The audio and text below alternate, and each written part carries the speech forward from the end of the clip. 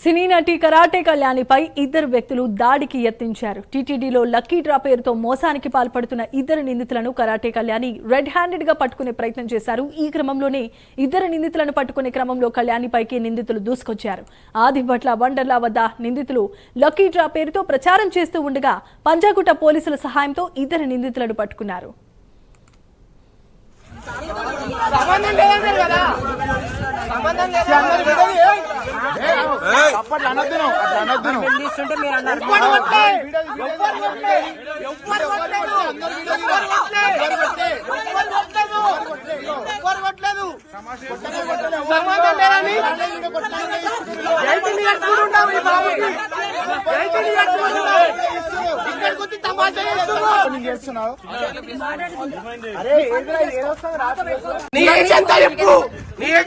నీకు అవసరం లేదు.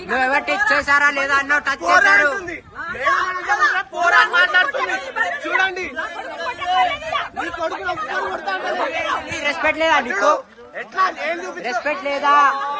గత 14వ తారీఖున నేను పంజాగుట్ట పిఎస్ లో తిరుమల తిరుపతి దేవస్థానంలో క్యూఆర్ కోడ్ పెట్టి 399 రూపాయలకి ఫార్చునర్ కార్ ఇస్తాము, లేదా 199 రూపీస్ కి బళ్ళు ఇస్తాము, ఫ్రిడ్జ్లు ఇస్తాము, ఇల్లులు ఇస్తాము, ప్లాట్లు ఇస్తాము అని కొంతమంది బెట్టింగ్ గ్యాంగ్, ఇంతకుముందు బెట్టింగ్ యాప్లన్నీ కూడా ఎప్పుడైతే క్లోజ్ అయిపోయాయో వీళ్ళు కొత్తగా ఇన్లీగల్ దందాకి తెరతీసి కాసా ప్రవీణ్, నరేందర్ అనే అతను వీళ్ళంతా కలిసి ఒక గ్యాంగ్ ఏర్పడి ఇలాంటి వాళ్ళు 100లో ఉన్నారండి. వీళ్ళందరి పైన ఇవ్వాలి అంటే పోలీసులు అన్నారు మీకు ఛార్జ్ షీట్ లో వాళ్ళందరి పేర్లు తీసుకుంటాం, ముందు ఒక 2-3 పేర్లు చెప్పండి అంటే పేర్లు చెప్పాము. ఒక 5-6 లక్షలకు, 7 లక్షలకు, 10 లక్షలకు ఉంటాడు మహా అయితే. ఇది ఇంకొక 30-40 లక్షలు వాడు వెనక వేసుకుంటాడు. ఏం జరిగిందో తెలియాలి కదా. రెడ్ హ్యాండెడ్ పట్టుకున్నప్పుడు వీడియో తీస్తుంటే నువ్వెవరు, మా పిల్లడు పట్టుకున్నాడు కెమెరా, నువ్వెవరు పట్టుకోనికి? పంజాగుట్ట పిఎస్ పట్టుకోవడానికి వచ్చారు, కేసు అయిందని వాళ్ళని డైరెక్ట్ పట్టుకున్నారు రెడ్ హ్యాండెడ్. అది చూసి వాళ్ళు తట్టుకోలేక వీళ్ళకి సపోర్ట్ చేస్తూ అందరూ వచ్చేసారు. నాకు న్యాయం కావాలండి. ఇలాంటి బెట్టింగ్ యాప్స్ లో 15 ఏళ్ల పిల్లాడు ఒక ఫోన్ చూపించి 20 రూపాయలు ఇవ్వండి ఈ ఫోన్ ఇచ్చేస్తా అంటున్నాడు. 15 ఏళ్ల పిల్లాడు కూడా దిగిండంటే దందాకి. మీ అందరిని చూసే కదా.